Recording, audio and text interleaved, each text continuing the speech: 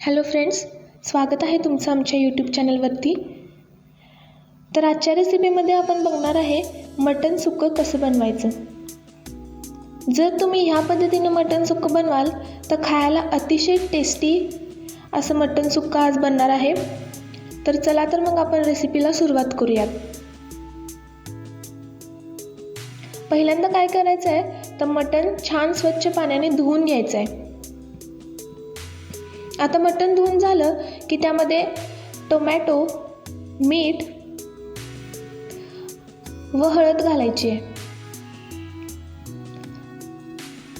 आता गॅसवर ठेवून हाय फ्लेमवरती हे सर्व मिश्रण आपण मिक्स करून घ्यायचं आहे व मटण देखील परतून घ्यायचं आहे। आता त्यामध्ये गरम पाणी घालून मटण शिजवून घ्यायचं आहे। तर आपण काय करणार आहे तर हाय फ्लेमवर 1 शिट्टी व लो फ्लेमवर 4 शिट्ट्या करून घ्यायच्या आहेत।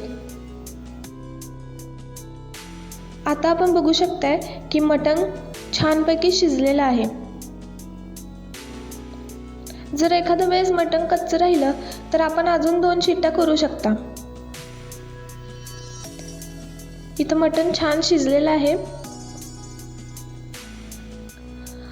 आता मसाला बनवण्यासाठी एका तव्यावरती खोबरं, कांदा, टोमॅटो भाजायला ठेवायचे आहेत।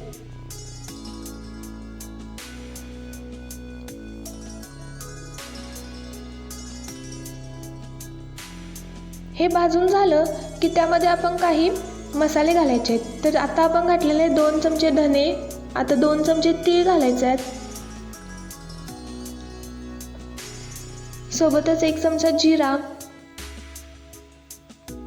व 1 चमचा शहाजिरे घालायचे आहेत। लवंग देखील ॲड करायची आहे। दालचिनी सुद्धा आपण घातलेली आहे यामध्ये।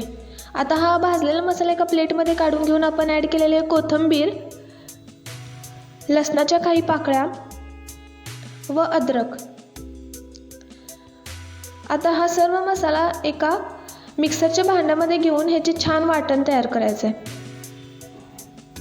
वाटण ह्या कन्सिस्टन्सीचं ठेवू शकता आपण। तर आपण बघू शकता वाटण आपलं किती छान झालेलं आहे। आता सुक्कं बनवण्यासाठी प्रथमतः कढईमध्ये तेल गरम करून घ्यायचं आहे। ह्यामध्ये बारीक चिरलेला कांदा ॲड करायचा आहे। कांदा ॲड केल्याने काय होणार आहे की आपली टेस्ट अजून एनहान्स होणार आहे। हा कांदा छान गोल्डन ब्राऊन होईपर्यंत परतून घ्यायचा आहे। आता कांदा परतला की त्यामध्ये ॲड करायचे कोल्हापुरी मसाला किंवा आपण चटणी देखील म्हणू शकता याला, सोबतच लाल तिखट ॲड केलेलं आहे।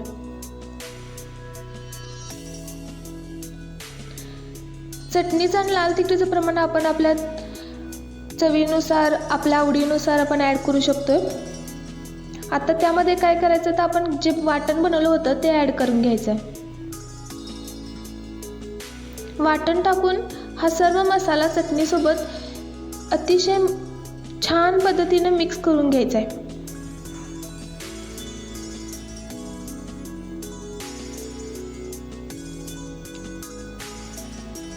चांगल्या प्रकारे हे मिक्स केल्याने काय होणार आहे की कुठेही लम्प्स राहणार नाही आहेत।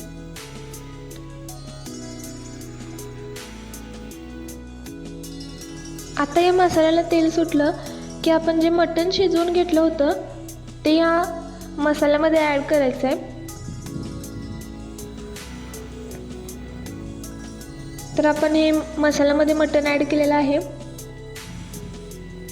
आता हे छानपैकी 5 ते 7 मिनिटं या मसाल्यामध्ये शिजवून घ्यायचं आहे। अशाने काय होणार आहे तर या मसाल्याचा जी चव आहे ती या मटणामध्ये छानपैकी उतरणार आहे व आपलं मटण अतिशय टेस्टी आणि चविष्ट असं होणार आहे। करायला अतिशय सोपी व खायला अतिशय टेस्टी अशी रेसिपी आहे ही। ह्या प्रकारे मटण सुक्कं नक्की करा। सोबत आमच्या चॅनलला लाईक, शेअर आणि सबस्क्राईब देखील करायला विसरू नका। थँक्यू।